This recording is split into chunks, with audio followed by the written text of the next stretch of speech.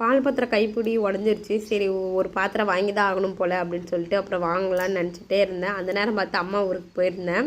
அப்போ பாத்திரம் நல்லா திடமாகவும் இருந்துச்சு. அம்மாவும் கேட்டேன் எடுத்துகிட்டு போமான்னு சொல்லிட்டாங்க.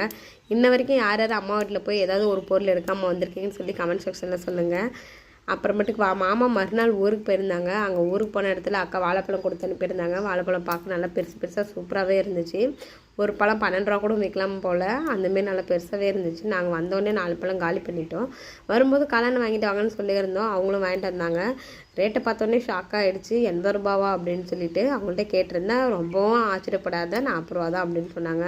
இப்போ விற்கிற காலகட்டத்தில் எதுவும் வாங்க முடியல, விலைவாசி ரொம்ப கூடுதலாக இருக்குது. எங்கடா சவுண்டு கேட்குது, ஆனால் கோழி ஆளை காணுமேன்னு சொல்லி பார்த்துருந்தேன். கோழி முட்டை விடுறதுக்கோசரம் மாமா பேக்குள்ளே பூந்துருச்சு. அப்புறம் பார்த்துட்டு வீடியோ சூப்பராக இருக்கேன்ட்டு வீடியோவும் அப்புறம் எடுத்து வச்சிட்டேன். அப்புறம் பாப்பா அம்மா கோழி போகுமான்னு சொல்லி சொன்னான். மார்னிங் பிரேக்ஃபாஸ்ட்டு அப்புறம் தோசையும் சாம்பார்